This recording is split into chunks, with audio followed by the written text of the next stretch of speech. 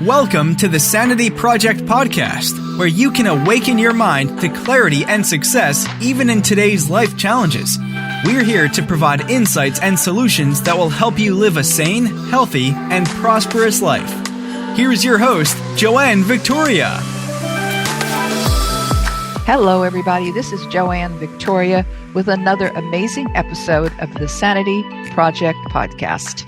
You are here to discover a life of clarity, confidence, sanity, and entrepreneurial success.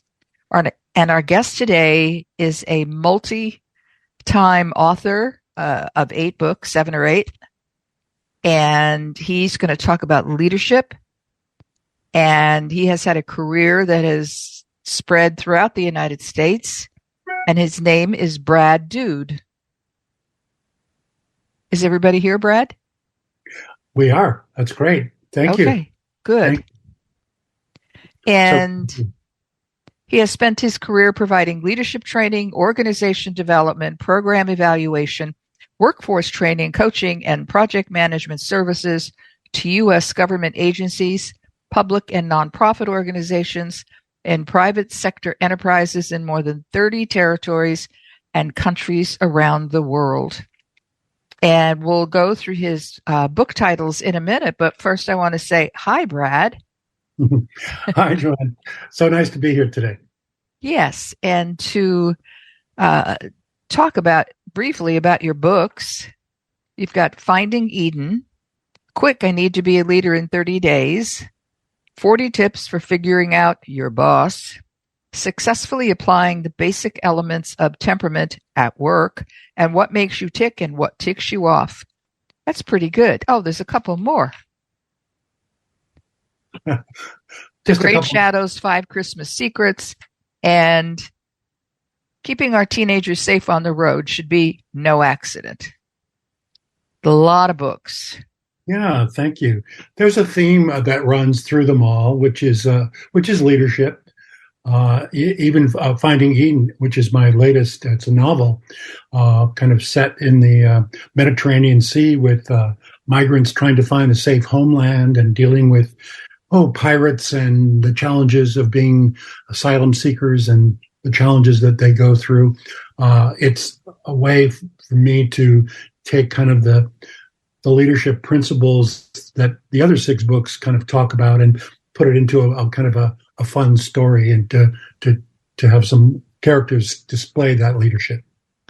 Did you find it was difficult going from nonfiction to fiction? Yeah, it was. Although the fiction was a little bit more freeing because you have to do a lot more research on the backgrounds of the characters, and in this case, about issues, current issues, just because it's set in the present day about the challenges that actual migrants face, and trying to get across the Mediterranean and being smuggled and things like that. So I found it kind of fun, though, to be able to do that. Good. I'm curious for my own needs. And you have this huge list of what you want to solve here today for our audience.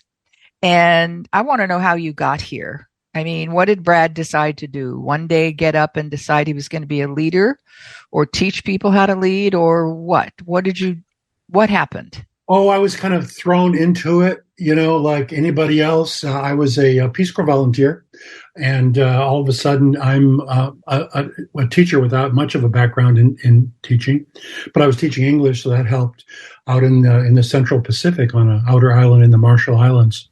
And I enjoyed that, and then during the summers, I would be involved with teacher training programs of local teachers, Marshallese teachers, and so I started to jot down things of interest that I learned along the way, and then got more serious into training. So I became a kind of a trainer of new Peace Corps programs, as well as, and that went into management and leadership of staff. I became the acting country director in Micronesia and deputy director officially. And that country, not many people know about the Central Pacific of Micronesia, but at that time in the 70s, it was a 2,000-mile kind of from one end of it to the other, all with different languages. And so we had different local people being the managers, and I had to be leading them from kind of afar. So, you kind of helicoptered in for a visit and had to solve things like on the fly and wait for the plane to go the next couple of days and go to the next island group and do the same thing. So it was kind of a trial by fire for me. And then following my Peace Corps time, I was with Westinghouse and got involved with more management and leadership training for, a lot of domestic and Navy and government agencies, and did a lot of international work. And then luckily for me, the last 10 years or so, I was with NASA doing training as a contractor for NASA. And that got me, at that time, my partner at that time, Jim Harden, and I decided to write a book on some of the things that we were learning and teaching in our NASA courses. And that kind of started us on the road to writing a couple of books together. And then Jim passed away with an illness, and I continued to write more about temperament and leadership, and how especially new leaders need help kind of hitting the ground running. So that kind of focused my attention on that kind of writing. That sounds like a very interesting background, because you got to meet people, and that's important. Really important.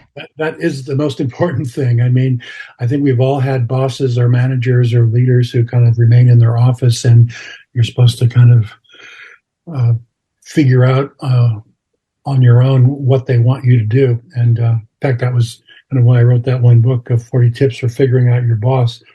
It can be a challenge sometime, and if you're not interacting with people, you're really not leading, in my opinion. I agree, totally agree with you. And I'm also looking at what you're going to talk about today, which is, millennials in management, or I should say millennials in leadership. You say here there are perhaps 50 million millennials working in North America. About 10 million are in management positions, with 2 million more each year. And yet you say there is a problem. What is the problem?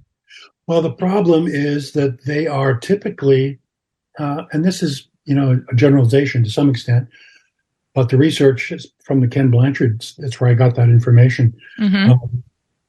They are promoted because of their technical ability, which sounds great, and there's nothing wrong with that. But they don't get a lot of leadership or management training.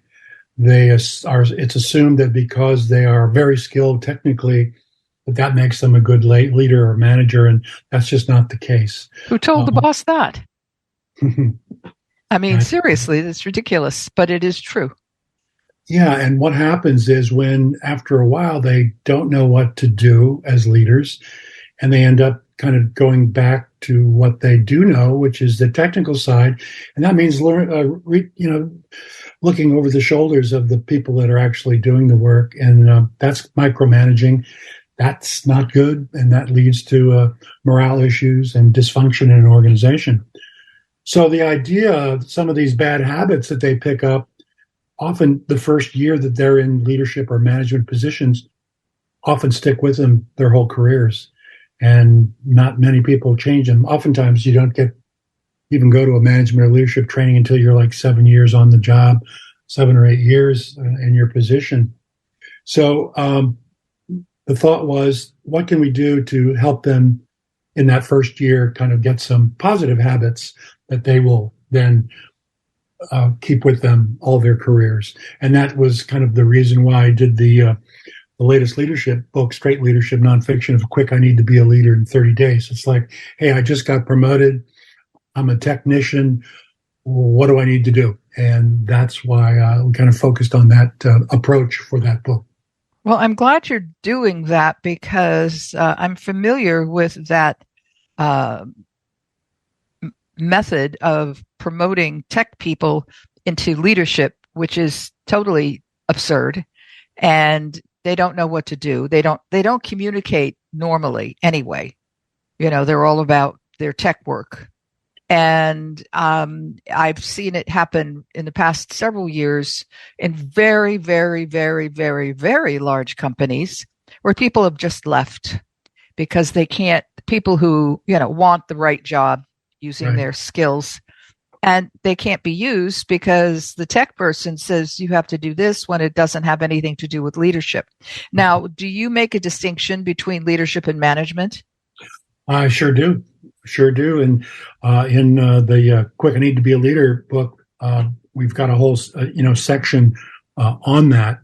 And it's kind of interesting because there's been a lot of discussion about the difference between them, because people have, not many people are hired to be, quote, leader. They're usually hired as a branch chief, division head, team leader, what have you. Sure. And so, I acknowledge that most people in those positions today are dual-hatted. They are to be a manager, but there's an expectation that they also are leaders. And a distinction that Dr. Jim Colvard, the late former director of the Navy Surface Warfare Center in Dahlgren, Virginia, he wrote a great article on it and allowed me to take some of his ideas about the differences and put it into my book. So I'll give you some examples. Please. Leaders, Colvard says, do the right things, where managers do things right. So the difference is a leader is looking at the long term in the organization. Where are we going and where will we be 5 years from now? Managers are in the present. They have to do things right. Another example, leaders they would be responsible for producing useful change in the organization, where managers deal with resistance to change.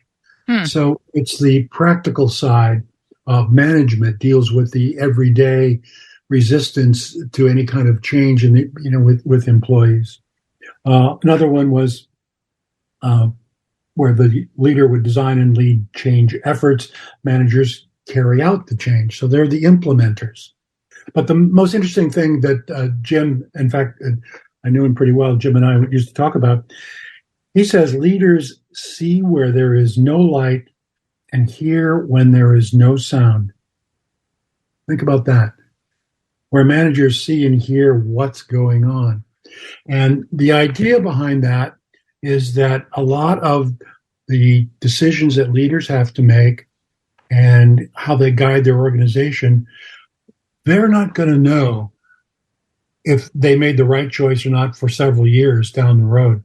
Where managers have to, do things right. They have to make things happen and do that budget and hit the progress report and all that. Leaders oftentimes have to make a decision based on their own feeling after getting whatever input they can get. Mm-hmm. So they have to see, even though there's no light, to kind of show them where they're supposed to be going. So it's a real difference in the approach to that a leader has to take versus the manager. So, okay, so we have 10 million millennials are in management positions, mm-hmm. with 2 more each year. But if they're taken out of tech, my experience, this is from my experience. My experience tells me tech doesn't, they don't stick to schedules. They're kind of autonomous. At least they set themselves up that way. Would you say that as well? That the tech people? Yeah. Yeah, and it kind of, some do. It depends on the organization. You can have, we talked about a little bit about temperament. If you have an earth, who oftentimes run organizations with an earth temperament, which is very traditional, by the book, just give me the facts, let's organize and let's plan it. There may or may not be much room to be flexible in an organization. It kind of depends on on that boss, that 40 tips for figuring out your boss. You got to figure out what flexibility you do have. Well, I'm thinking of today. I was just reading a couple of articles in our local magazine. I live in the Seattle area, and I subscribe to a free Seattle Business Magazine. And it's quite amazing because they're talking about moving forward And when they do that, or when they're doing this, that, whatever, it shows you how forward thinking they really are here. So they don't really get stuck in management per se. They're all about leadership and creating community. And I don't think that you're going to have community in the office if you have two bosses, a leader and a manager. Yeah, and like I said, oftentimes it's the same person. Yes. No responsibility. But, I have worked with organizations who have, quote, great leaders. In other words, people who do all these great things, but there's no management, and the management doesn't make it happen. So what do you have with a leader who's got all great vision into the future, but nothing happens? Well, those are pipe dreams. Right. And it's just unrealistic, and it turns people off, and you have a dysfunctional organization. So if I were to tell someone, what to do today is, hold on, I have to edit this. Darn. As far as life goes. Anyway, move forward. Hold on, I lost my train of thought when I coughed. Where did my brain go? You were saying about where do we start? Where does somebody start? Okay, so if somebody is starting their own business, an entrepreneur, they need both a leader and a manager. Usually the owner is the leader and they move in that direction. But what if the owner just has, or the creator or the entrepreneur just has an idea?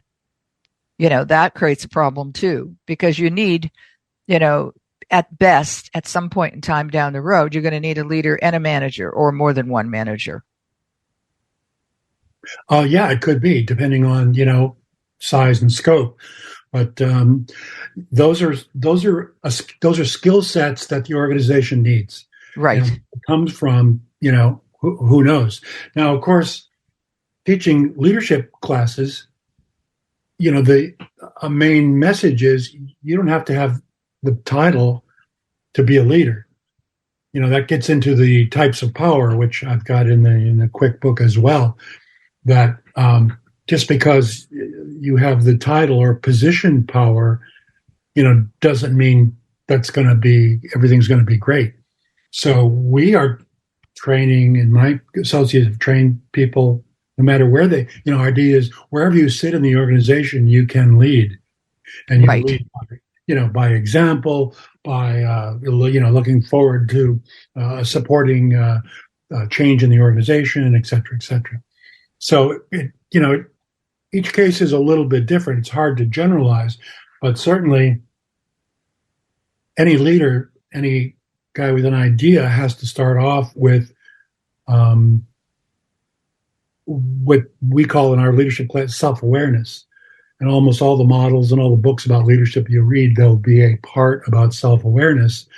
And that's very important because that a guy with the idea or lady with an idea has to decide, how am I viewing the world?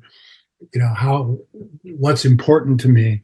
What works and what doesn't in my mind, because that influences then how you're going to set up your organization, what kind of people that you want to work with you. Well, that's all true. And I'm thinking millennials don't like to be corrected on any level. And in fact, that's why a lot of them leave their positions. So I don't know where this comes from. I think it's just too much helicoptering from their parents and saying, you could have anything you want, dear, but there are other people involved, and they forget that last part. And it's how, you can't let them go on in a business for very long. I mean, you have here, years to come while strong ones can establish a strong foundation. But these people who are now managers and or leaders, and they're young, and I hate to put everybody in a box, but they are, they can't stay in those positions for a very long time. Otherwise, they'll ruin the company. Yeah, and so you have to have a manager who, it doesn't mean manager is not just, everybody can do their own thing. I mean, you still have to have some kind of a structure. But I think part of it is that one of the reasons why people leave, it's usually because of management issues. Mm-hmm. That's why people leave organizations. It's not so much the job. They may love the job, but if their manager is in the way, they can't get the resources they need, they leave. And I think maybe millennials today have more opportunity to leave, or just have the guts to leave, where some of us in older generations didn't have the guts to leave when we should have. So I think one of the issues about the role of managers today is to remove inhibitors to employees from getting the job done. So there can be no excuse for somebody to leave because of the job, if the managers are making sure that they have all the supplies and resources and opportunities that they have. But things change, and there's a lot depending on kind of the situation and the economy, how it looks, and the job market to some extent. That's true. People won't leave it if there are no other jobs out there. Yeah, and that's a sad thing to we continue with this, and our world is in such a mess right now. And I'm trying to stay on an even keel myself and just be in the middle. Mm-hmm. And that's the place where the boat's not rocking too much. Mm-hmm. I will rock the boat on a smaller scale with my clients, and that'll make enough rocking because that'll extend itself out. Sure. So, Brad Dude has 1, 2, 3, 4, 5, 6, 7 books. Is that it? Mm-hmm. Okay, 7 books, all based in leadership, but also with different directions inside of them. So you have a full focus on leadership. Go to his website at BradDude, BradDude.com, and find these books. Just find the books and get 1 or 2. I mean, I think they're on. Do you have any Kindle books? They're all on Kindle. There we go. And Finding Eden, the novel, is also an audiobook, so I'm really proud of that. Good. Yes, that's important. And the other thing is, on his website, Brad has a quiz to determine your leadership temperament. And I took it myself, and it was pretty spot on. Good.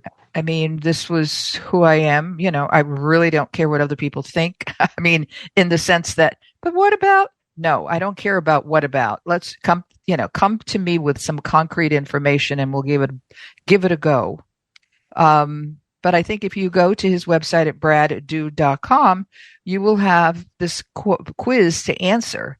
And I think that's really important because you could see not only what your results are, what your temperament is as a leader, but you can also take it from the point of view of your present leader in your job. Take it from their point of view and then see how you fit in with them, or what you or he or she has to do in order to improve their style. Is there anything else you would like to say right now to our? I was going to say the temperament. We all have temperament. We're born with temperament. These are inborn traits, hormones that we have, brain chemistry that we are born with, and it gives us. And there are a lot of different kinds of personality, temperament kinds of devices and quizzes and tests that you can take.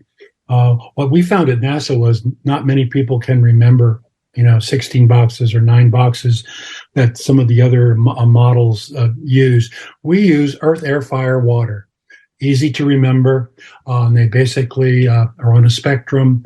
We're born with all 4. They're in an order, kind of like dinner plates stacked up, with the first one being your dominant temperament. That's kind of how you see the world and others around, and how you like to be perceived and how you behave, down to a secondary, whichever one that is, earth, air, fire, or water, which is also supportive of a temperament, of your dominant temperament.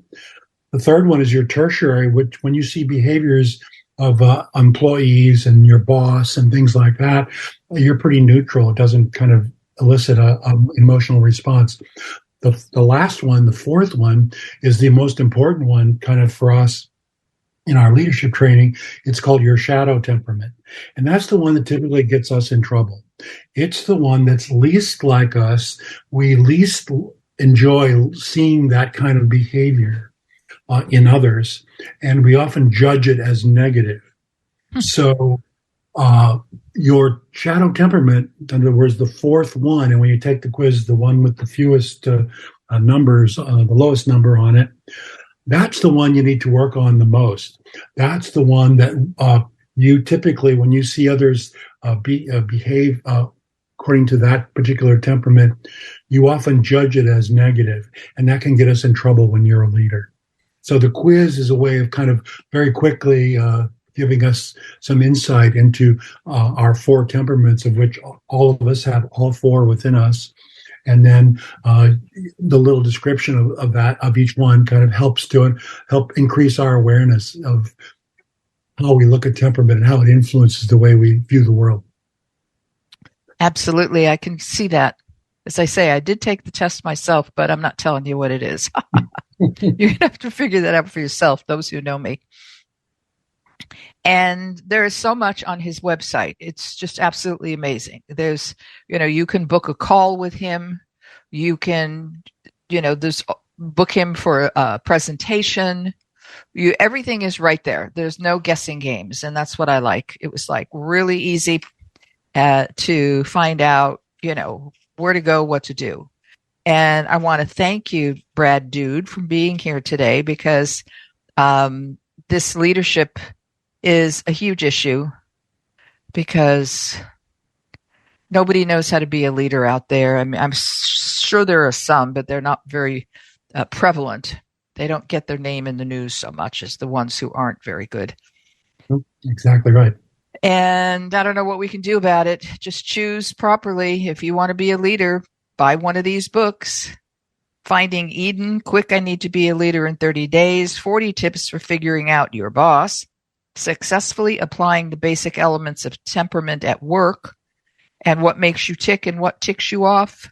And then there's two more, and it's Our Teenagers Safe on the Road, No Accident, and The Great Shadows, 5 Christmas Secrets. It covers every aspect of your life. So I want to thank Brad Dude for being here today. And I'm very grateful.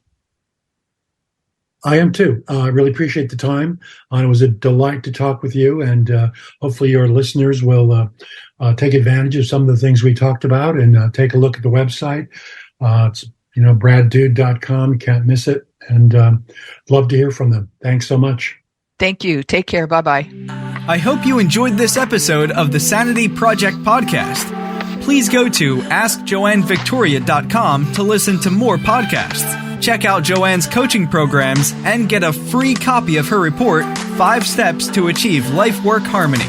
That's AskJoanneVictoria.com. Take care, and thanks for being here.